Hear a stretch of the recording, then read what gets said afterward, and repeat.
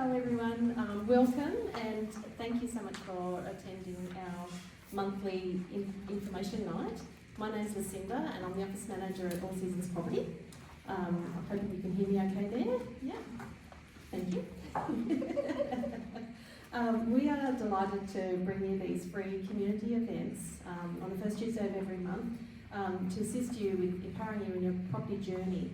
And we encourage you, if you enjoyed tonight, to share this event with your friends and family so that we can spread the word even further. So tonight we will have, I'll introduce you to our presenters. We'll have Jessie speaking about real estate insights and Anna as well. We'll have Nancy from Everyday Design Co, Highlands Photography, Matt and Kate, and Lee from Conquest Lending Centre, and at the end we'll have a Q&A session. In your little booklets that we've made, at the end there's a section for notes, so just if you would write down any questions that you think of during the session, please feel free to do that. And we'll get the evening started. So as I mentioned, our presenters are Lee Conquest down the end here from Conquest Lending Centre. Then we've got Matt and Kate from Highlands Photography, Nancy from Everyday Design Co, Jessie and Anna, the naughty one over there in white, from All Seasons Property. Lovely. So we're going to start with Jessie, and she's going to give you some insights into property. Lovely, thanks Lucinda. So thanks for coming along tonight. I'm here to talk to you about the benefits of pre-approval when purchasing from a real estate perspective. So when you're out there, whether you're a first home buyer or whether you need a bit of finance top up for your next purchase, whether it's a bridging finance or any other type of loan, this puts you in the power seat when you're negotiating. If you go through the process of looking at properties without having any finance approval in place and know where you're sitting financially, you're essentially just window shopping. You're just looking without being in the position of being ready and powerful to make offers. And so you could miss out those opportunities of the perfect property that's just popped up on the market for you to buy. So it's really important that you've got your ducks in a row and that you've spoken to either a mortgage broker or your bank to make sure that you're in that position ready to buy the property. And things to look out for when you are buying. So research the area really diligently if you don't know it already. And it's sometimes good to sit in the street, observe what happens in the street at different times of day, different times of night, feel really comfortable with the surrounds. Talk to real estate agents, that's a really important part. Hopefully a lot of them will tell you accurate information. Certainly if you're dealing with that myself or Anna, you'll certainly get that. And yeah, really quiz them on the property, the things that you can expect in that location, what's important to you when you're looking to buy a property, so whether it's proximity to town or whether it's something to do with the house itself. Yeah, make sure you're really prepared and open eyes for everything. And sometimes just think outside the square as well. So maybe consider properties that you wouldn't normally and say, would this fit the build for a cheaper price? Or so there's a few things that you consider there. Negotiation tips for buying. So the most important part is to be prepared, and as I said, to have your finance ready, have your deposit ready, know what you're going to be able to offer on the table, know your limits. What would you exit and go, no, this isn't the right property for me. So really have a good understanding of the market and of where you see value in that marketplace for that particular property, because that could change.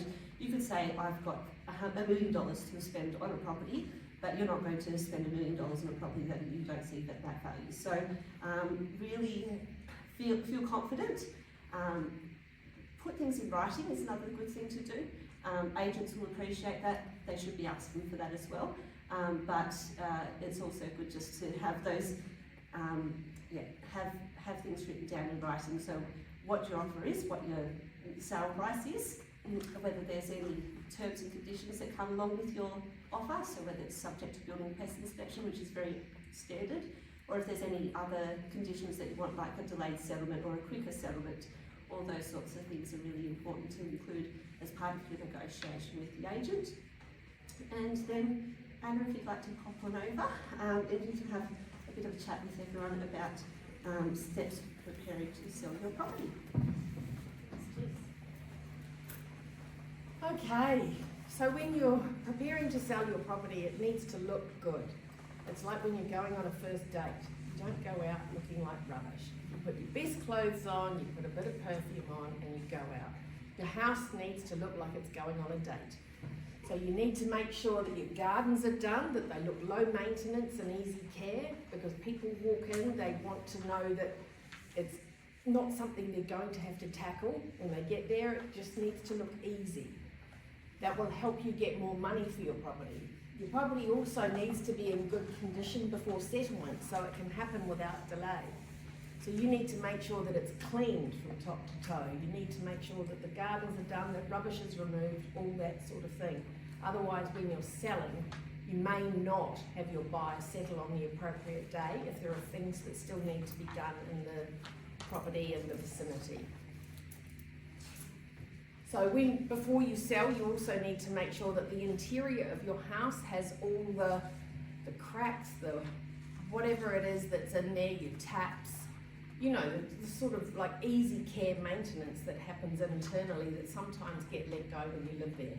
They need to be fixed. All those things buyers notice. So if you're looking to get the maximum price, which is what your agent is always trying to do for you, you need to make sure that all those tiny things are done. It makes it easier for the buyer, it makes it higher priced for you. If bigger works need to be done, so say you need to have your gardens done, you need to have like the exterior painted or whatever, there's a company called Realty Assist, and they will give you the money to do that so long as your equity in the property is enough to cover what it takes to do it.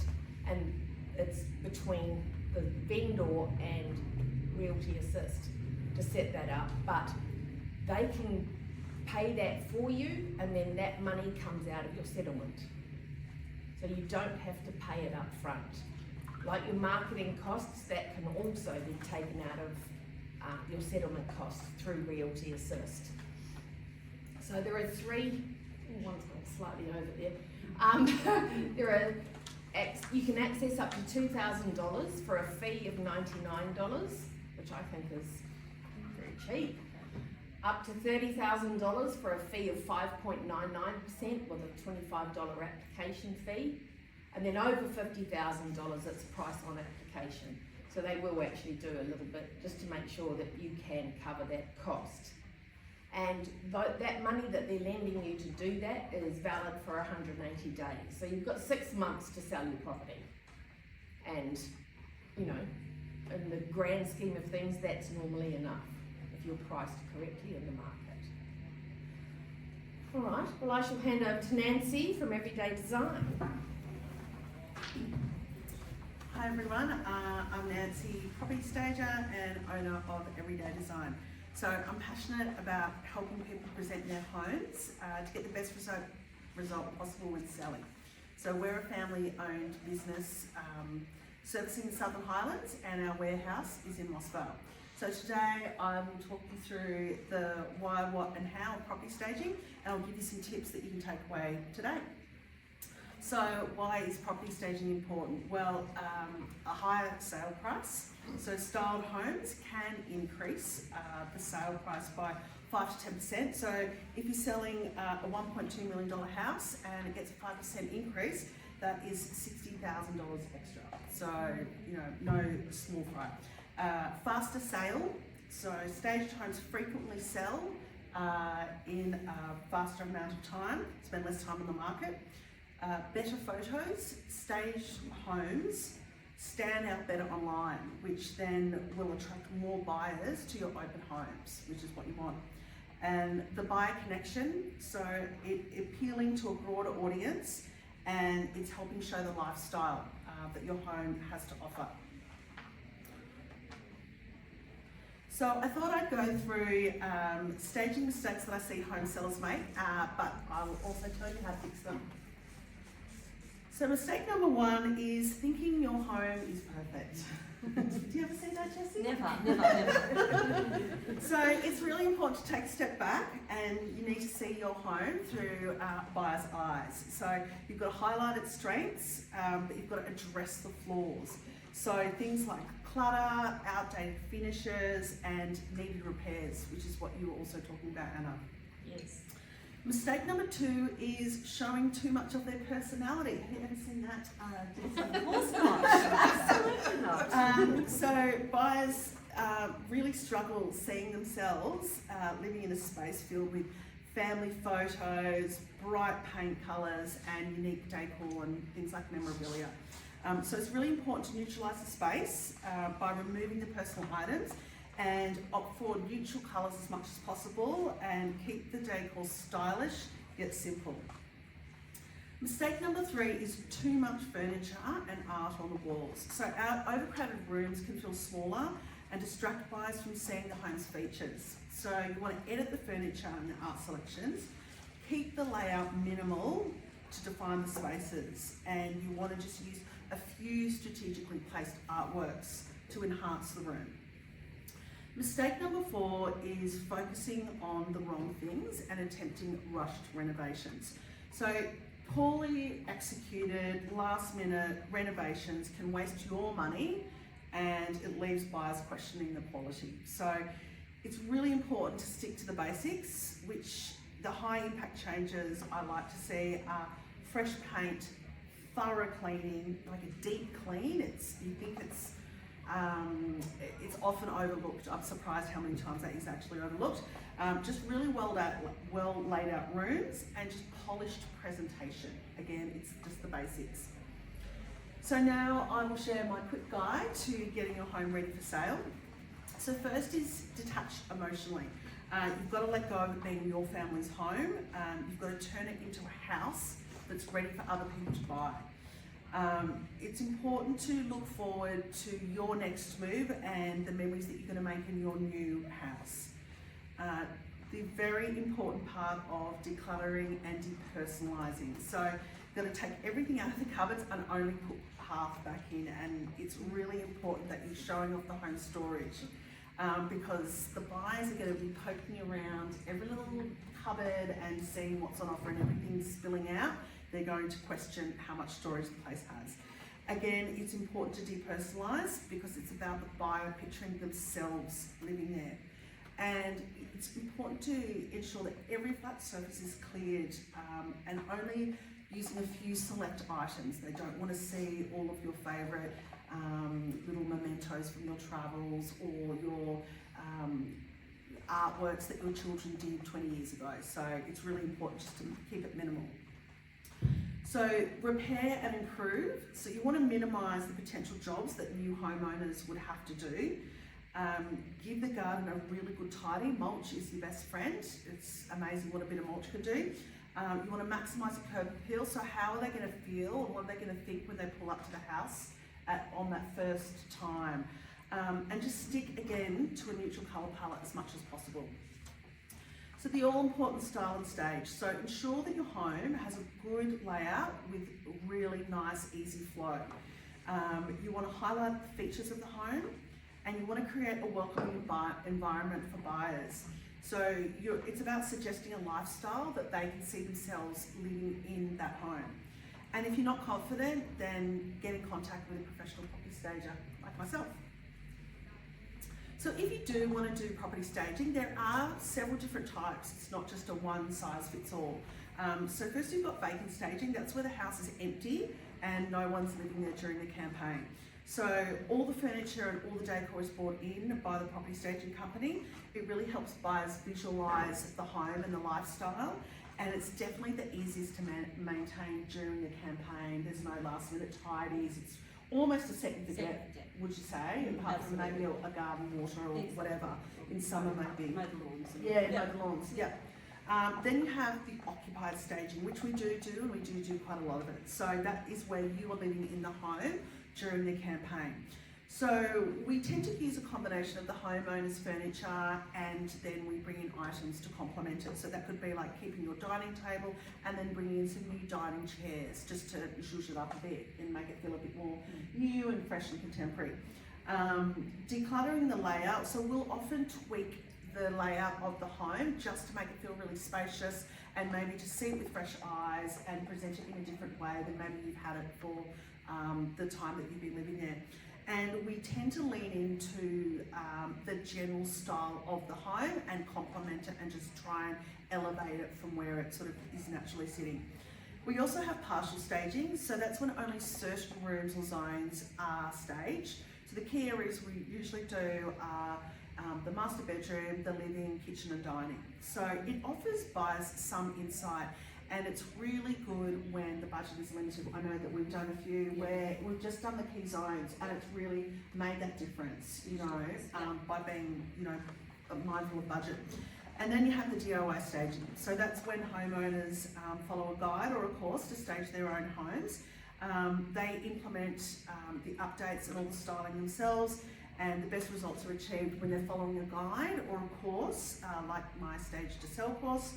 And it's ideal if you've got the time and you want to do it and you're enjoying the process, then by all means stage your home yourself. So if you do engage a professional property stylist, I thought I'd just give you an overview of the process because it's good to know. Also for timelines as well, people I think often don't realise that it does take a little bit of time to get all the steps in place. So first is you book in a quote and we'll meet the property and we'll discuss what kind of staging you'd like. Then I'll send you the proposal. You'll confirm if you do want to go ahead, you'll speak with your agent and myself to work out what the best install date is for you and you'll pay a deposit. So then you'll get to work on the prep work. I'll usually give you a bit of a list of things to do, whether that's putting things in storage or you know, decluttering or doing the deep clean, putting things in the garage and just moving things around. Then the fun day, which is the install. So we'll come to the home, transform, and you'll be ready for the photos. The all-important photos, which you guys will go into further. And then you'll be ready for the photos in the open home. It hits the market, it looks amazing, and you're ready to start your campaign. And then once the house is sold, it's easy, we just come pick everything up and then you're ready to go and job done. Beautiful. So I hope you've enjoyed my tips. If you want to connect, head to my website. You can organise to do a quote if you want to do some staging. We are actually going to do a special for tonight. If you are selling with All Seasons, we're doing a week's free staging if you're selling with them over the next 3 months. And if you want any tips, my social media links are up there and I give lots of free information and you can see it's the type of work that we do. And if you want to learn more about staging your home yourself, head to my website. There's lots of information there. So thank you. Thank you.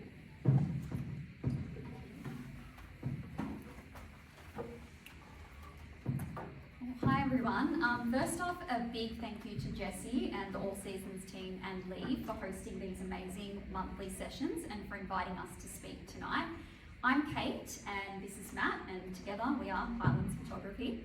Matt is the genius behind the camera and I work hard behind the scenes with all of the admin and marketing side of things. We specialise in real estate photography and we work across the Highlands, the Wallandilly, the Illawarra and the Tablelands, and we photographed everything from cosy cottages to luxury acreages. Outside of real estate, we also work with builders, tradies and local businesses to create beautiful images for websites and social media, plus headshots, events and more. But to start off with, let's talk about why professional real estate photography is essential. In what is probably not a massive shock to anybody, 90% of buyers start their property search online. These days, everyone's scrolling on their phones on their lunch break or on their commute to work. And importantly, buyers actually decide within the first 30 seconds of looking at a listing whether or not they're going to keep scrolling or whether they're interested and would like to look at more. What that means is that you need stunning photos that are going to stop people in their tracks. Other studies have shown that properties with professional photography get more views online, they sell faster and often sell at a higher price than those without. And it's really important to have somebody who's not just a professional photographer, but a professional real estate photographer to take the photos of your home.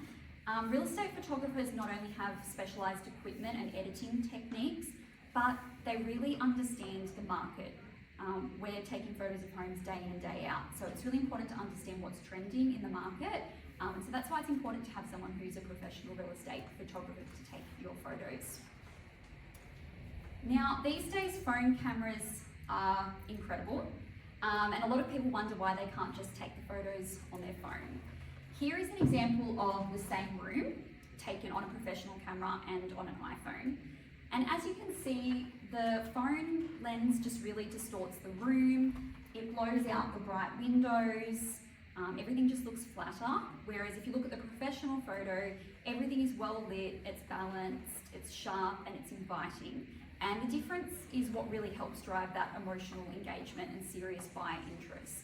And I think if you've shown that you've taken a lot of care with your photos and with your marketing, it kind of shows that you've taken care with your home and that you have pride in your home too. So that's why we really feel that professional real estate photos are essential.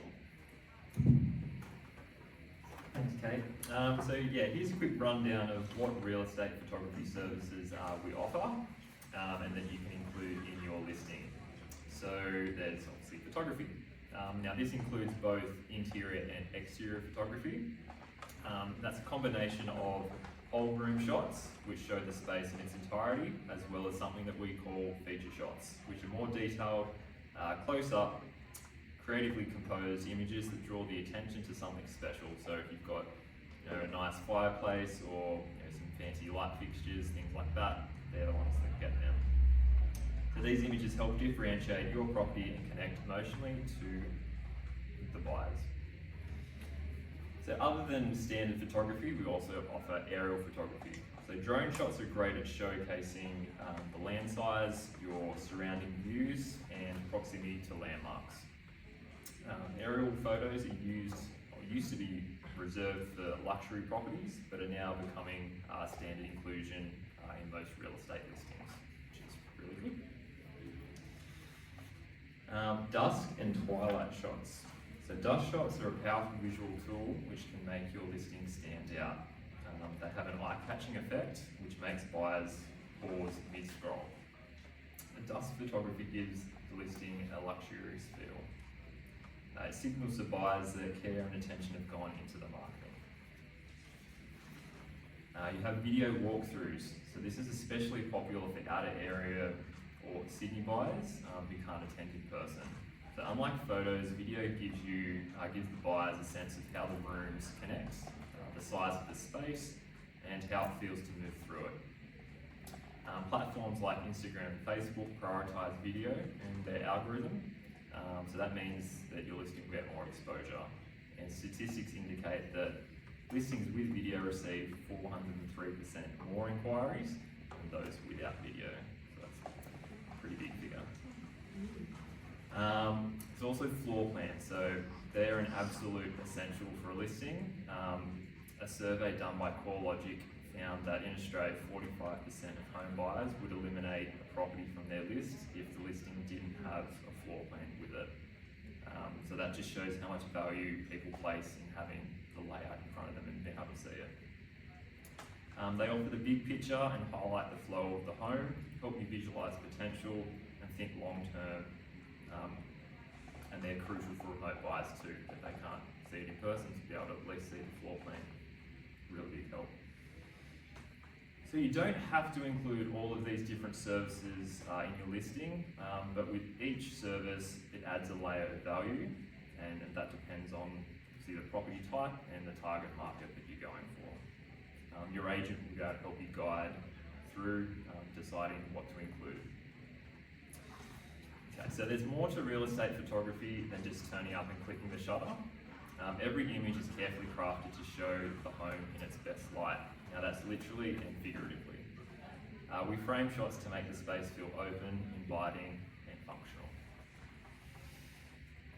We use a mixture of natural and artificial lighting, depending on the space. So to capture balanced lighting, we shoot in bracketed exposures. Now that means we take multiple versions of the same image at different brightness levels. So one might expose for the bright windows, the other might be for the dark interiors. Then in editing, we blend those exposures together to create the final image, and that's evenly lit and feels what you'd see from your eye. It avoids blown out windows and dark corners and brings out the full details in the space. As you can see, we move through. The first one's really light, gets the bench top, moves all the way through to the dark one, picks up the outside, and then voila, you get the perfect photo at the end.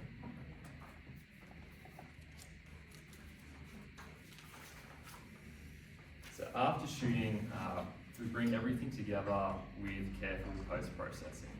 We adjust lighting, straighten lines, enhance colour, and clean up little visual distractions like cords and any bits that we kind of missed on the day. It's all about making the home feel clean, bright, and welcoming. Now that being said, there are limits to what we can and should edit, especially from a legal and ethical standpoint. So if you have a look at these images, these were taken a few years ago with an agency in Sydney, and some of you might remember seeing them on the news.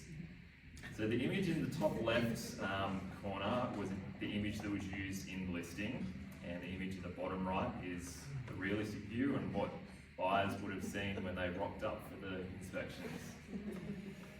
The photographer had edited out the water tank from the background. So there are strict rules around this. We're here to represent the home at its best and not mislead potential buyers, because misleading can lead to trust issues, wasted time, and then even legal problems. So yeah, we're always upfront and honest with our editing. So here's a list of things that we can and cannot edit. So sky replacement. So on an overcast day, the skies are nice and blue. You don't have to worry about, oh, do I, don't I? Yeah. Most listings that you'll see online always have the blue sky. So, removing minor distractions, so like as I said before, bins, cords, dog bowls, things like that. We can make the lawn look a little bit greener if there's been a bit wet patch or hasn't had a bit of rain for a little bit. Virtual decluttering or staging. Now there should be disclaimers with that to let people know that it has been virtually staged. Replacing TV screens with images or views, and putting fire in the fireplace or fire pits. We can do. Things we can't do, removing structural damage, so like cracks, mould, or water stains, adding views that don't exist, so you're not seeing the Harbour Bridge out of your east barrel window.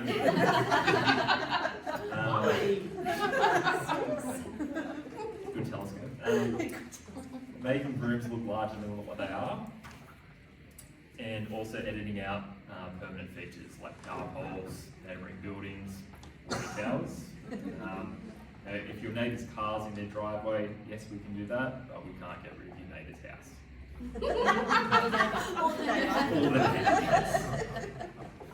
And also then, changing finishes on floors or cabinetry unless it's stated that it was virtually done. So in your booklets, you will find a handout which has a full checklist for preparing your home for photography, which is really helpful, especially if you're not really sure where to start. I'm not going to read through it all for you, but if you do have any questions, please feel free to ask. And if you're ever unsure, your agent is a great resource. They can walk you through what's worth tweaking or tidying based on your property. Or you can check with us on the day when we turn up at your home, and we're more than happy to guide you and help you out with that. Before we wrap up, we've got a little something for everyone who's here tonight. So if you list with All Seasons Property, you will receive 3 free aerial shots included with your shoot, which is just our way of saying thank you and for supporting local businesses. On the table up the front, we've also popped some of our business cards and also some flyers for another special offer that we have at the moment, which is actually for tradies or builders. So if you are a tradie or have a tradie in your life, as I mentioned before, we do a lot of photography for local builders to showcase their projects. And we have a special offer at the moment where you get a free social media video with any of our photo packs. So they're on the table at the front, so if you want to grab one of those on your way out and share those with someone you know who might benefit from that, please feel free to do so. Thank you. And if you'd like to see some of our work, please follow us on Instagram or Facebook. Our details are up there, and I think they're also in the booklet too. And yeah, if you have any questions or would like to talk about anything we've covered tonight, please feel free to come and say hi afterwards. We'd love to help. Thanks. Kate, so now that we've heard about how to stage your property, how to take the great photographs, and getting everything ready for sale, I'm going to talk on the flip end, is how you go about pre-approvals to purchase a property. Now, pre-approvals aren't just for people buying a property, it's also for those selling property. Because if you think about it, when you're about to sell, you're probably going to be moving somewhere else, and you need to know how much money you can buy the next property with. So, something that we do at Conquest Lending is that I've got a great little calculator, and I work out what your net profit's going to be on 3 different purchase prices, and then we know how much you're going to get after everything's been taken out. The agent's fees, the legal fees, could even be, if it's a rural property, it could even be capital gains tax. So we need to see how much you're going to get after settlement day to put towards your new home. Then we work on what's your borrowing capacity along with that. So as I said, not just for first-time buyers or purchasers, this is also for people who are upsizing or downsizing. So a couple of different things. There's quite a bit of info in your booklet, but I'm just going to go through some key points. There is a major difference between a pre-assessed loan and a pre-approved loan. So a pre-assessed is when you come to your bank, your branch, online possibly, or you come to a broker. And what that is doing is just giving, it's the initial start point. So you're going to, if it's in with the broker, we're going to just do some due diligence, we're going to collect a little bit of documentation, a bit of information from you, and then we're going to run it through all our lender calculators. Now as a broker, we're going to have quite a few lenders to choose from. If you decide to go online or go to a branch, you're going to be limited to what they're offering just within that bank. So we'll collect the information and documents. Now, at Conquest Lending, I'm far more detail orientated, because so many times I've seen people say, oh, I'm on 120,000 and I've got this much deposit, and I get the documents and we find out that income was including the employer contribution to their super, which we can't use. So I like to get all the documents, a lot of detail. I look through the bank statements. I'm looking for any red flags that a lender might be have an issue with. There could be some overdrawn or late payments on something. There could be, just some purchases that the lender isn't going to be really happy with. So again, you'll hear me say it, ducks in a row. We want to do all that housekeeping before we're ready to submit your application. So what we'll do is look at your borrowing capacity, and then we're going to look at the 3 main areas. So we're going to look at your deposit, or what other options are there for your deposit. Do you have a guarantor? Possibly a family gift is available, or maybe one of the government schemes, so that you don't need as much deposit. So that's our first point, and then we work out a plan if we're not ready to go ahead.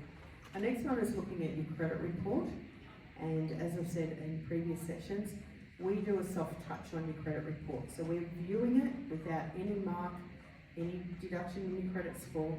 We're just going to see if there's anything there, any blemishes that we need to tidy up first.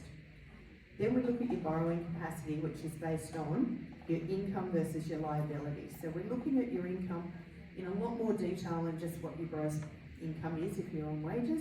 We're looking, is there some overtime? Is there some bonuses? Do you get the use of a company vehicle? So all of these little things that we can look at, and then that can lead us to looking at different borrowers' policies, because not all lenders are the same. Some specialise in construction, some specialise in self-employed. So we're looking at all those different factors for your unique situation. Then we'll look at what your credit limits are. If you've got credit cards, we might need to reduce a few of those limits. You might have a $20,000 credit card that regularly only use about $5,000. The lenders are going to think that you're using $20,000, so we reduce those limits. We might look at consolidating some loans. Client that we had down Marilla Way, they had quite a lot of personal loans, they had credit cards. We consolidated them into one loan. That gave them a smaller regular repayment, and then they were able to qualify for a refinance or a purchase. So there's a few different ways that we're looking at, all before we choose a lender, before we submit to a lender. We also encourage, especially first-time buyers, we encourage them to start saving what would be the equivalent of the home loan repayment. We can see then the financial discipline. They can get used to putting that amount away and not using that. You know, if they want to go on a holiday, they're not going to be able to take back their mortgage repayment. So it's just getting that financial discipline, getting into that habit of what would be a similar repayment. And in the end, they're actually increasing their savings because they've been able to add to that regularly. So then when we've got all of that ducks in a row, we then go through and we narrow it down to about 3 lenders, and we have a discussion, pros and cons of each. Usually fairly obvious which lender is going to stand out for their unique situation, and then we prepare a pre-approval application. So once we've put that pre-approval application to our lender of our choice, then the lender is going to assess it with all those documents. Now, it's important to know that not all lenders fully assess a pre-approval. That means that some of them will just issue a pre-approval based on what I've put into the computer, into their online application. Now, that can be okay if it's a fairly basic application. You're on a set wage, you've been in the same job for 4 or 5 years, very basic vanilla, what we call a vanilla application. That's not too bad. But most applications have a little bit of a grey area. And until a person picks it up and fully assesses it, you're not really going to have that confidence to take it to the real estate agent to then have that confidence to put an offer on a property. So we will be looking at lenders that do fully assess. Now, don't feel that you're locked in with that lender just because that's who we've submitted the pre-approval to. The pre-approvals last for 90 days, and in that time, your situation may change. 3 months, things can change. You might have got a gift or an inheritance or change jobs. Something may happen in that 90 days. When you've had an offer accepted, we may look at another lender that is a more suitable lender for you. So you're not locked in. The only negative with changing lenders at that point is that when we do a pre-approval, there will be an inquiry noted on your credit report. Not the end of the world, it's just an inquiry. It will lower your score slightly, but it's something that we'll be aware of as well. If you've got a strong score, it won't impact the next application. Just a few other things. Pre-approvals are also known as approval in principle or conditional approval. So that's just something to keep in mind. The other benefit with first-home buyers is that there's a few grants and schemes available and they have limited placements. So if there's only, say, 35,000 issued each financial year from the government, then getting a pre-approval and getting locked into that, your placement is locked in for usually 100 days, then you're not at risk of missing out on those benefits. If you're self-employed, as I said, that's something that we'd definitely be wanting to do a fully assessed application with.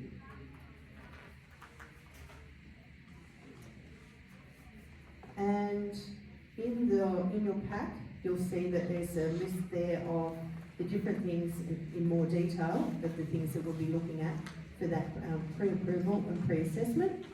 So having a look at your living expenses, I've talked about this many times, that's something that we definitely want to be reviewing. We want to see if there's anything in that area that we need to tidy up. It might be a lender needs 3 months bank statements, and if we wait an extra month those, holiday expenses might have dropped off. So that's something that we are also looking at. Again, doing our due diligence and housekeeping. Looking at that credit history, getting all your documentation. The last thing that I'll say with it is when we're collecting this documentation, we sort of are also assessing how motivated you are as an applicant. Are you providing the documents quickly? Are you just giving it one here and there? Are you ready to go now? Or do you really, just want to think about it for a bit more? Or you're just not ready yet? So there's a few other things that we're working with as well. Thank you.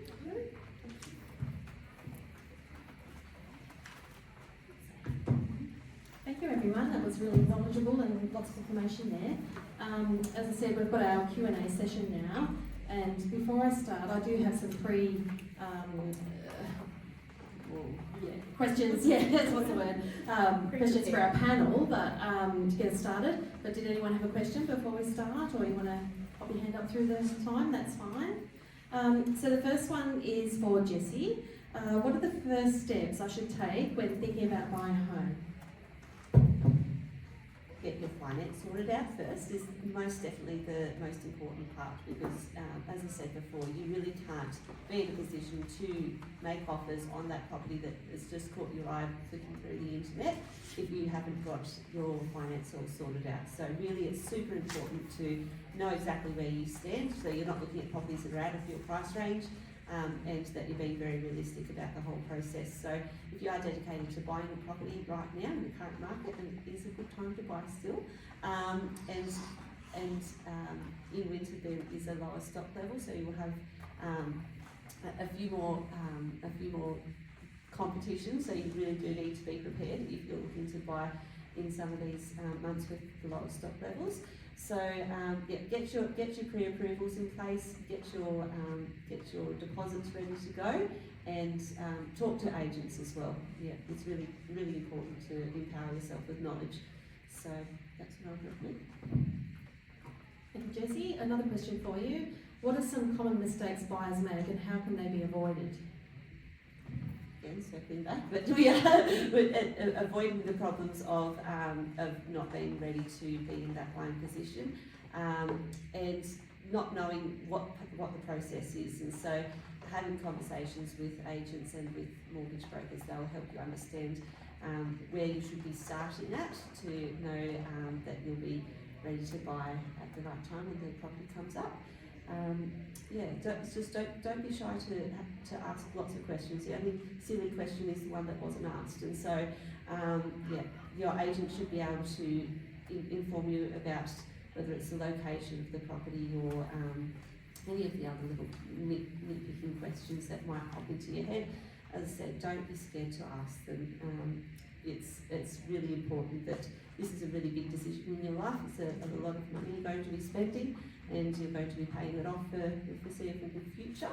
And so, just make sure asking lots and lots of questions of agents and of your financial advisors. Thanks, Jess. Anna, can you tell us how we as agents support both buyers and sellers with extra advice, tips and support, please? I'll just come over so I don't have to yell. For buyers and sellers, we have a list of tradespeople that we can recommend to you on either end. If you're a vendor and you need things done before you go to market, we can recommend gardeners. Can you hear that noise? Oh. Perhaps I'll talk without that. Hand that back. So we've got a list of trades that we can help vendors and buyers. If you've bought a property and you think it needs certain things done, we can recommend people that we have worked with and trust before to help you do that. Or if you're a vendor, we can do the same thing, same set of trades, because we know who can be relied upon and not going to overcharge you, all that sort of thing. As an agent, we make a promise to be in constant communication with you as a buyer and a vendor, because every buyer is a potential vendor down the line, so we like to look after everybody in the whole transaction. What was the question again? How you support both buyers and sellers with advice, tips and support. Yeah. Well done. Okay, Nancy. How far in advance should someone contact a stylist before listing their home?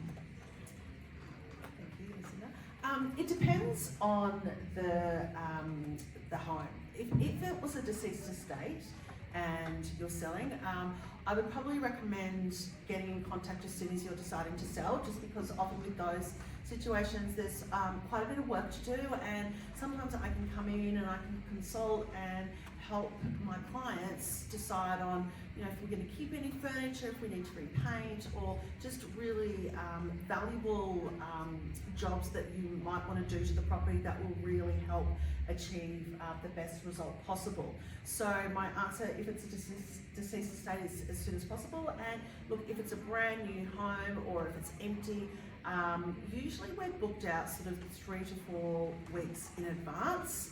We can do ones faster if there is an availability, but it will come down to availability. So as soon as you decide, there's nothing wrong with getting in contact, and again, I can help consult and just give you some insights into what could be good things to do. So ideally, you know, that 3 to 4 weeks when it's a really straightforward property. Thank you. And can you also tell us a bit more about your course, Stage to Sell, that helps people who want to start the home themselves? Sure. So speaking with quite a few people that were inquiring about staging, I've sort of come to the realisation that a lot of people are interested in doing themselves. Either they're kind of that way inclined, they're sort of DIY people, maybe they renovate for profit, or they are creative, or maybe just the budget, it just doesn't exist to do some proper staging. So I've created a course which will walk people through step by step, give them really easy lessons. It's all online, learn at your own pace, and they can implement all the learnings that I've gathered through professional property staging, and then implement them themselves. So there's skills that you will keep and you can use ongoing, even if it's just for styling your new future home. But yes, it's there, all the information's on my website, so yeah, feel free to check it out. Fantastic. I'm just going to move up this end because I read I was smashing a page. Can you offer any tips for buyers to help identify if a photo is real or virtually styled?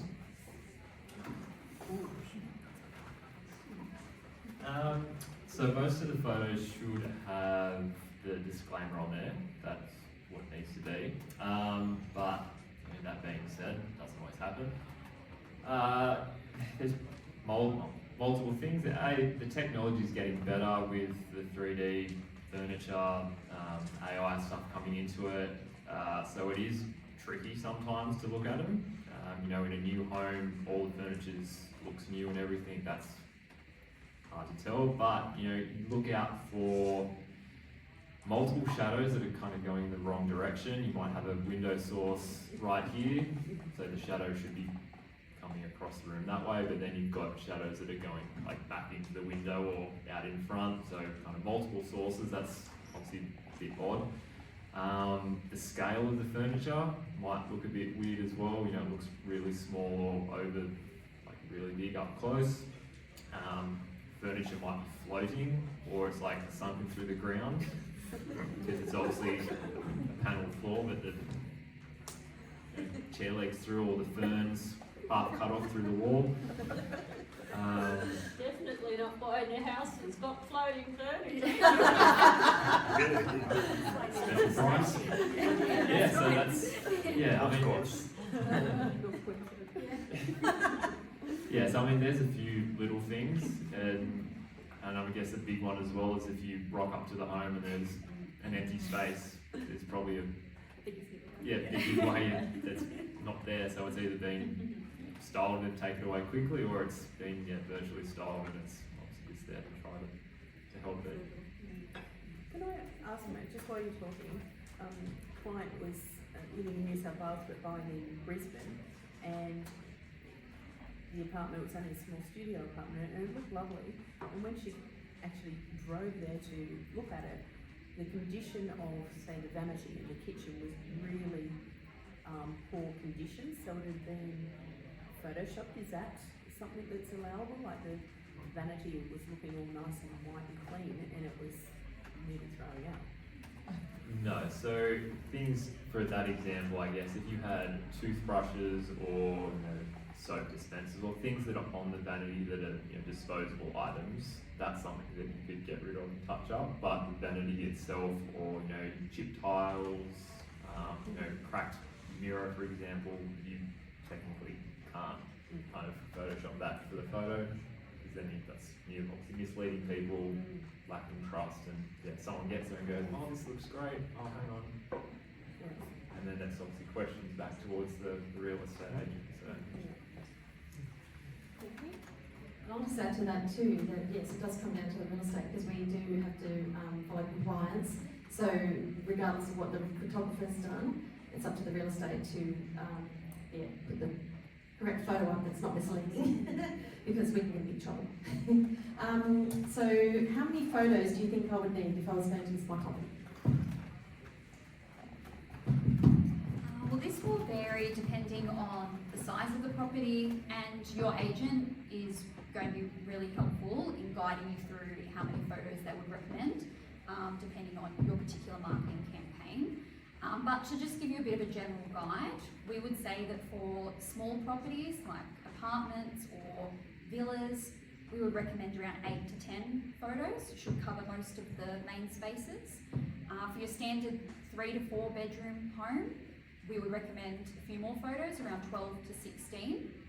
And for your larger properties, your acreages, more in the realm of 20 to 25 photos. But once again, speak to your agent, because depending on your particular marketing campaign, they'll be able to help you work out how many shots they think that you'll need. Thank you, sorry for standing behind you. But how long does a shoot take? I know that's a bit of how long is a piece of string? Once again, it will depend on how many photos you are getting or how many services you're adding on. So if you're getting drone shots taken, if you're having a video included, if you're having a dusk shoot included, I would say that for a standard 3 to 4 bedroom home where you're getting photos and a floor plan, which is probably one of our more popular packages, that would take around an hour to maybe an hour and a half. Once again, it depends on how ready the photo is, the house is when we arrive. So if you need to be moving cars out of driveways or moving things around last minute, it might take a little bit longer, but if it's ready to shoot, we should be able to do that within an hour to an hour and a half. Obviously, if there's video included, that could be more like 3 hours. So that's just a bit of a rough guide. And what time of day should I get my photos taken? That's a good question. That one, speak to your agent again. That's probably, they know kind of what look you're kind of going for. I mean, you know your properties yourself as well. So I mean, if you've got a lot of trees that have a lot of shade that project over the house, you might want to look at getting, like midday is a nice safe option because the sun's at its highest point, so your shadows are pretty much at their minimum. You might have a cracker sunset or a sunrise or something like that that you might want to try to capitalise on, like that golden hour, things like that. So it just depends on the home, the aspect of the home. So it's something you probably want to chat to your agent about when you're coming up with the plan of your marketing and things like that.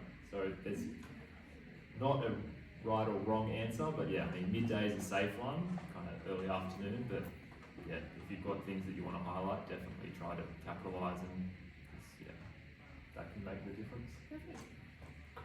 Thank you. Last question, you'll be off the hook in a minute. What if it's raining or cloudy on the day of the shoot? People are really scared of overcast days, but we actually love overcast days because, as Matt mentioned, there's minimal shadow and we don't like shadow. So overcast days are nothing to be afraid of, and as we mentioned before, we can replace the sky, make it a nice sunny day. So don't be afraid of overcast days. If it's raining, if it's a light mist, we can still shoot your home, that's fine. But if it is torrential rain, or if we need to take drone shots, we want there to be really clear visibility. So we would probably look at rescheduling if it was torrential rain. When it comes to the drone shots though, if we do need to come back another day because it is windy, which can happen a bit, there have been times when we've had to come back out. You don't have to be at home as well, so we can just organise with the agent and they'll let you know we're coming. But yeah, so don't be afraid of the overcast days, but yeah, if it is rainy, we can reschedule, that's fine. Thank you so much. Now, Lee's in the hot seat. What advice would you give a first time buyer who doesn't know where to start? Thanks, Lou. First contact is just to contact me. I don't bite, have a chat, and I will just guide them. I'll be able to ask them pretty basic questions and get an idea of where they're at, what the time frame is that they're wanting to do something, but also I will guide them. Just love it, mother hen, I will guide them every step of the way about education and guidance. The more they know and the more they understand, the more confident they're going to be, and work with whichever agent it is, whichever conveyancer is, and communication is the key. So yeah, it's just a start point. We provide lots of other educational material for them, and yeah, that's how we do. Is it possible to buy with a low deposit or with the help of a guarantor? Sure is. Deposits as low as 5% of the purchase price. We've got loans that we can use guarantors, which sometimes don't even need a deposit. However, in that case, I would like to see that there is some financial discipline from the applicants, just to make sure that they're not putting the guarantors at risk of their property as well. Government schemes and grants are around as well, and I explore every single one of them. My biggest win is finding any grants or schemes that we can save you some money. So yeah, that's a key area of mine as well. Lovely. What's the difference between going to a bank versus working with a mortgage broker? My favourite question. Firstly, brokers don't charge clients, or usually they don't charge a client. So we get paid, or brokers get paid from the lender after settlement as a percentage of the home loan. And then every month after that, until that loan is paid out, we get a very small percentage each month called a trail commission. Now that is to encourage the broker to look after the client, be in touch with them, review their home loan, negotiate the interest, and then every few years we'd be even reassessing that applicant and seeing if that lender and that product is still the right fit. Now, the other benefit of brokers is that we've got multiple lenders to choose from. I've got over 30 lenders. With all of their products, there's about 400 products. Each of them have got different policies, different niches, different interest rates and different fees. So I'm comparing all of that. So the benefit of using a broker, you're getting a very wide scope of comparison. Brokers prepare all the application, check your documents, again, do all the housekeeping beforehand, get your ducks in a row, and do all of that before, and address anything before we submit that application that's going to have that little mark on your credit report. Usually you'll find that brokers are also available longer hours and the communication's a little bit stronger, a little bit ongoing. I know myself, I'm usually available 8 in the morning till 8 at night, and weekends, if it's a quick text message, I will get back to you on the Sunday. If it's something easy, you're just thinking of something, you had a quick question, I'll try and reply. Then you can move on to whatever other research you're doing. If you're using a branch or online, as a lot of people are starting to do, you're pretty much doing it yourself. So if you're confident, I have an accountant that went online and did her own, got a great rate, good for her, but she was very competent and very knew exactly what she was doing. When you go to a branch or online, you're using one lender, so there's no real comparison there, you're just getting whatever product they're offering, limited hours for contact, and usually you won't be communicating with the same person. So along that journey and after the loan settles, you're not going to be communicating with that same person. So just depends, you know, different fit for different people. They might have a business banker through their business and they prefer to keep using it, that's all fine. I'm just highlighting the comparison, especially for first home buyers. I think, you know, that extra guidance is valuable. Lovely. One more question. What are some things when buying a property that people forget to arrange or budget for? Another great question. This is something that I'm pretty strict on. So a couple of things that they need to include in their budgeting is the pest and building inspections. Now that's their cost. The lenders don't need it, I don't need it, but it's something that's, it'd be crazy not to do it, to be honest. The legal costs, so that's your conveyancing costs. I put an estimate in there and we've got a few that we refer to that I know will always come in under that budget. Adjustment of rates and strata at settlement. Now this is one that really does get forgotten, and I got caught 25 years ago that the day before settlement I had a $900 extra fee to pay. Usually when you go to settle, if you're buying an established property, and you might be buying it the 1st of September, you need to pay out all of the rates, all the strata fees, or both, up until the end of the financial year. Whereas when we have a house, we're paying them usually in quarterly payments. But usually when you're buying, you need to pay it all right through to the end of the financial year. Now that can be quite a big amount. So depending on the time of year when you're purchasing, or even putting in a pre-approval, I will put in an estimate buffer for that. Okay, so that you don't get shortfall at settlement and trying to scrounge up money from family to meet that shortfall at settlement, so that settlement's not delayed. And the other one is moving costs. So depending on where you're moving, are you using, you know, your Kennard's hire truck, are you using your mate with the ute, or are you moving somewhere that you need to, you know, pay a removalist for? So I think that's a conversation I always have early up as well. Wonderful, thank you, Lee. I think you've all given us a lot to think about. Did anyone have any questions while I'm here? No? All good. So thank you so much for joining us tonight. We're trying to keep on time, so we're not keeping you out. We do appreciate you taking the time out of your night to be with us. Just to let you know, hopefully it is recording this time. We've had a few issues with our phone. Seems to be all right. Yay! Yeah. So in a few days we will upload this to our YouTube channel, so we can send the link out if you want to refresh your memory about some of the things. There's a lot of information here tonight.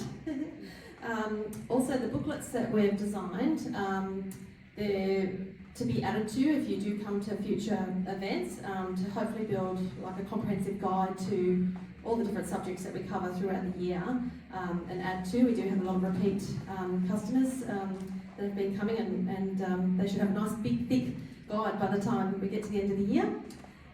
There's also some previous events, booklets up the front. If you'd like to grab one of those, you're welcome to take those home and add to your guide tonight. Personally, a really big thank you to Nancy, Matt and Kate. They really put a lot of effort when we asked them to join us. They were super excited. We were just delighted that we could get someone local who aligns with our values as All Season Property, and Lee from Conquest Lending, sorry. So yeah, a big thank you for all the effort that you've put in tonight. We can personally vouch for their services, both. We use them through All Seasons Property and they're a delight to work with, so thank you so much.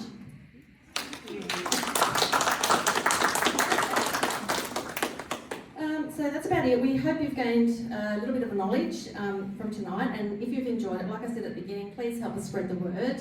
We'd really love to share our knowledge with a lot more people in the community, and please feel free to hang around, chat with us. We don't bite, ask questions, and utilise our experts that we have here on the table here today. And yeah, hopefully you enjoyed the little nibblies, and hopefully we'll see you again next time. Thank you so much.